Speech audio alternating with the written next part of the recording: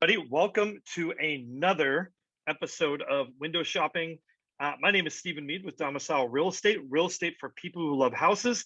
This is where we take a look at an architectural property that I think is pretty cool, and I tell you why, and I tell you what I would tell you if you were my client and if I were showing it to you. So if you're looking for an architectural home in Southern California, specifically Los Angeles and Orange counties, we would love to work with you. I'm going to start off here and kind of bring up one. I'm super excited about this house because sometimes there's a house that it just sort of grabs your attention from the get-go right when you see it, and this is one of those houses. So this is 2176 Santa Ana Avenue in Costa Mesa. This is actually in the east side Costa Mesa area.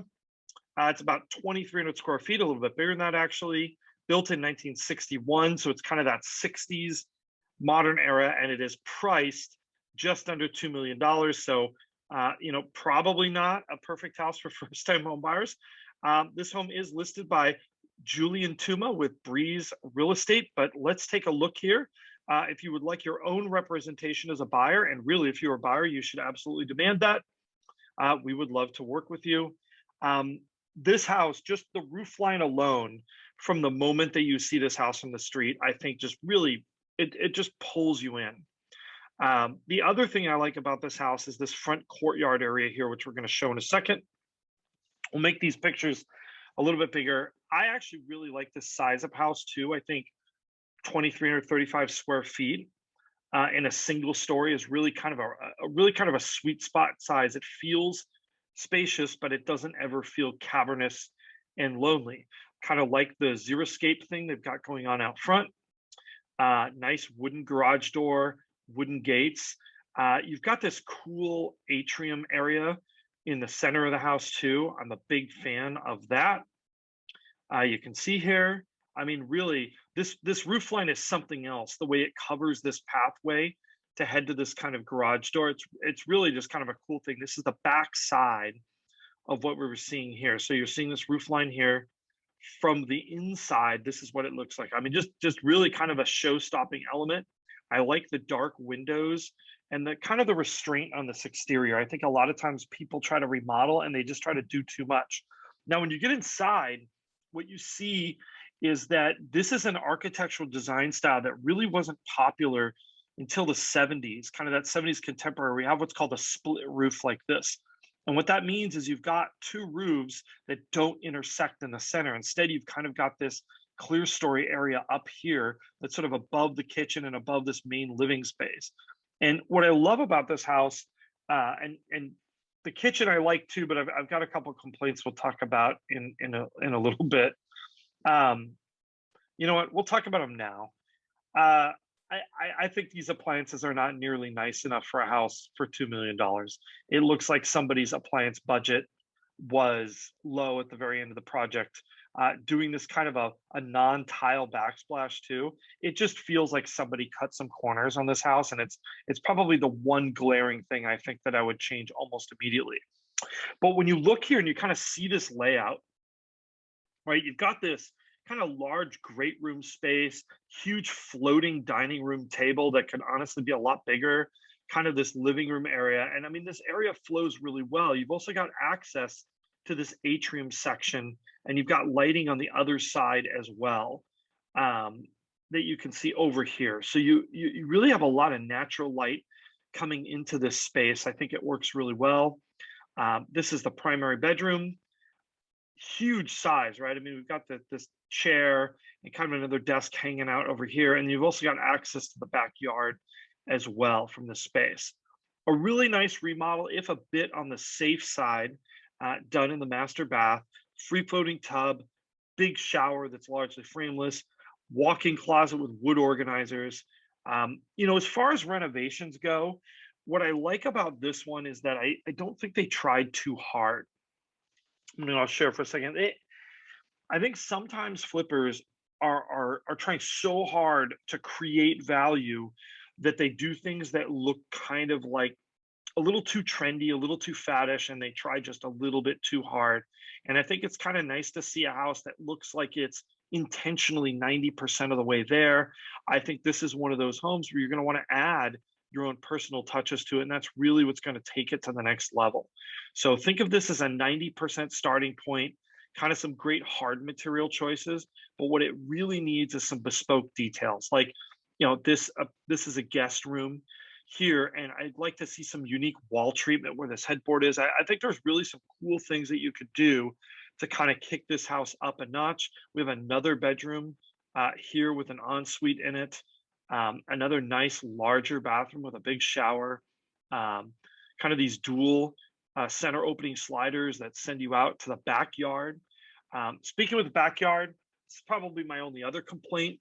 I really want to see a swimming pool in this backyard. Maybe that's a personal preference, but you've got this great, huge space. I think you've got plenty of space to do pool, dining, and some lounging space as well. You can also use that central atrium for lounging. And you've got this other area. This is that front courtyard that we kind of talked about that you sort of see from the street. So you've kind of got this additional sort of secret garden space. I think you could do something really cool with that. And this just really shows you how big this space is over here. If you're looking at the front, this kind of overhead view here, this kind of shows you what's going on. So this is that front courtyard space. This is that large backyard. And, in case you're wondering for scale, this is an outdoor dining table here, this teeny little thing. You will notice there is a parking here, and I'm going to show you the one other little thing that maybe isn't my favorite about this house, and that is located right next to a school where this parking lot is. But what I like is there's actual parking spaces here, so there's a little bit of separation. One of the things that I think a lot of people don't realize is that, when you do landscaping along the side here, you really have the opportunity and the potential to kind of design and build the view. And I think that's something they haven't done here. I would do something with a little bit of height to give you privacy from that school space that is next door. Now, as we usually do, we're going to actually go over and talk about how much does a $2 million house cost and what would we do to it. So let's go ahead and transition over to that. What would we do to this house? So this is a very nice renovation. Like I said, I think it gets you 90% of the way there. What it needs is some bespoke touches and details. It's close to perfect, but not quite. I do think the kitchen appliances really just don't cut it at this price point. That, along with that backsplash in that kitchen, you can't do 6-inch quartz risers. You need a full tile backsplash in a house of this caliber. It's kind of a curious omission. I'm wondering if they just ran out of budget. And then also, I think it needs a pool. You've got some really cool segmented and designatable outdoor spaces on this house. You've between that front courtyard, the large backyard, the atrium space. I think if you really design those landscapes, you really will take advantage of all the sliding doors and really, I hate this cliche term, bring the outside in. How much does it cost? I actually had a client ask me, how much does a $2 million house cost in terms of a payment? How do people afford this? Well, if you're doing 10% down, or roughly $200,000, your base mortgage payment is going to be almost $8,000 a month. Add in taxes and insurance, you are over $10,000. But it's important to note that almost $3,000 of this payment, I cannot believe it, that is the whole house payment for other people, almost $3,000 is going right towards principal. And this is with 10% down. If we go up to 20% down, I'm sorry, there's a mistake here. This should be $400,000. That does drop our payment down to under $7,000, and you end up with a total payment that is, in fact, a bit less. And I'm wondering why that math isn't right. Again, everybody, I apologize for not checking this beforehand. You will absolutely see a pretty big difference in the payment going down. But I mean, by any measure, these are expensive houses. I think most buyers coming into this are probably trading in a bit of equity or coming in with a bit more cash, and you're going to see those payments look to more closer to the ground, less stratospheric levels. Anyhow, I like unique houses.